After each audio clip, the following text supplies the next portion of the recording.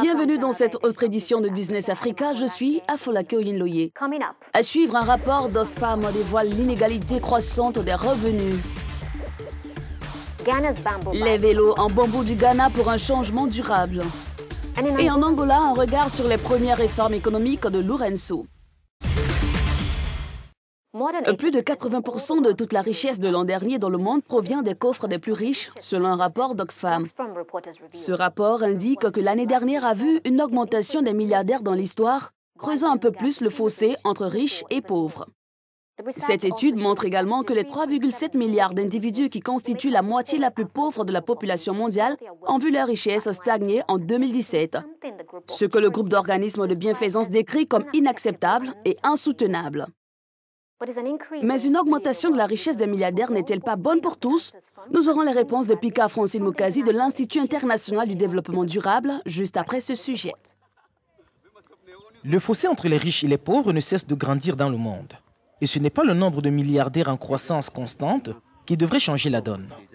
Dans son récent rapport, l'ONG britannique Oxfam indique que 50% des 7 milliards d'habitants que compte le monde sont démunis et qu'entre 1980 et 2016, ils ne se sont partagés que 13% des revenus de la planète.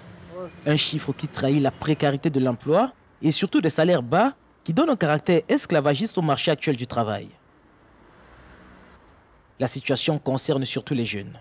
260 millions d'entre eux à travers le monde sont au chômage et ne suivent aucune formation qualifiante. Une jeune femme sur 3 se trouve dans ce cas de figure. Et cette réalité est la même à la fois dans les pays pauvres et dans les pays dits développés. En guise de solution à la toute-puissance du capital, Oxfam suggère que l'économie soit pensée dans une perspective plus humaine qui favorise les intérêts des travailleurs et des petits producteurs agricoles avant ceux des cadres et des propriétaires de grandes richesses.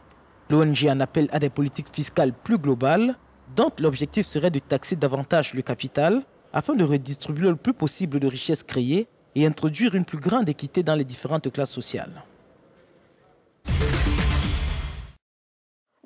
Nous avons en ligne depuis Paris pour parler davantage de ce rapport Pika Francine Mukazi, conseillère des affaires parlementaires et membre du programme d'investissement et de développement durable.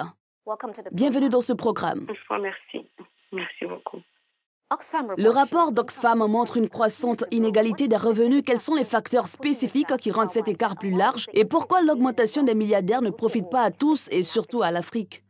Je disais que la raison qui explique ces inégalités, c'est qu'une partie donc de la population a pu bénéficier donc de la richesse qui est créée et ça m'apparaît donc une grande répartition n'a pas pu se faire auprès de la population. Et donc c'est sur cet aspect que l'Oxfam essaye donc d'attirer l'attention pour qu'il y ait une meilleure répartition de la richesse qui est produite et qui puisse bénéficier donc la population et par ce fait, s'il en bénéficie, faire sortir certaines parties de la population et donc contribuer à l'éradication de la pauvreté. Mon point de vue, c'est ce que j'ai pu pointer, c'est cette partie de la répartition. Nous cherchons tous à ce que nous puissions produire plus pour permettre donc la croissance, permettre donc de sortir nos populations de la pauvreté et permettre à ce qu'il y ait moins de famine, moins de pauvreté et une meilleure possibilité pour les populations de vivre et de profiter de ces richesses. Mais tant que la distribution ne se fait pas et qu'elle n'est qu'attribuée qu'à une certaine petite partie de la population, malheureusement, c'est un travail sur lequel nous devons faire un effort.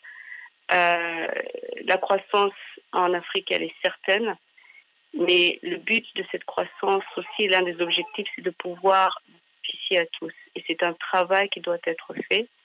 Et ce travail peut se faire par des cadres légaux et pouvoir aussi augmenter donc le minimum de salaire et le bien-être de nos populations.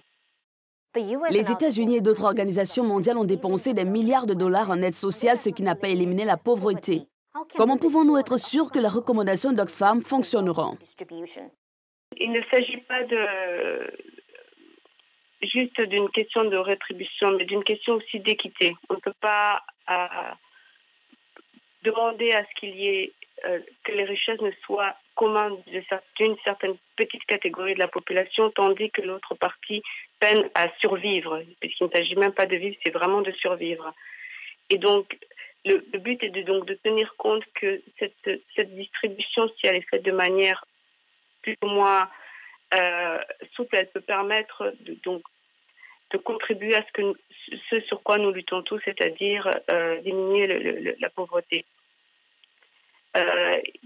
Pour cela, il faut que les personnes soient payées davantage et non pas juste un simple salaire pour survivre, mais aussi pour pouvoir véritablement vivre et pouvoir bénéficier aussi de toutes les richesses qui sont produites, parce que ce sont effectivement nos richesses premières qui permettent à juste certains de pouvoir juste monopoliser les biens que nous pouvons davantage partager. Le rapport présente également l'inégalité entre les sexes. Comment est-elle liée à l'inégalité des revenus en Afrique? La particularité du rôle de la femme est assez entendue. C'est-à-dire que généralement, les femmes, pour le travail qu'elles produisent, ne sont généralement pas payées ou moins payées que les hommes. Donc, ces inégalités doivent être aussi prises en considération, puisque c'est donc une proposition aussi de pouvoir limiter les discriminations vis-à-vis de cette partie de la population. Et aussi, comme je disais, le fait de pouvoir redistribuer va aussi à cette population qui est donc ces femmes qui sont négligées, parce que la majorité du travail, comme je l'ai dit, fait par les femmes n'est généralement pas payé. Merci de votre participation. De retour de la pause, vous verrez comment les vélos en bambou du Ghana répondent aux défis sociaux et économiques du pays.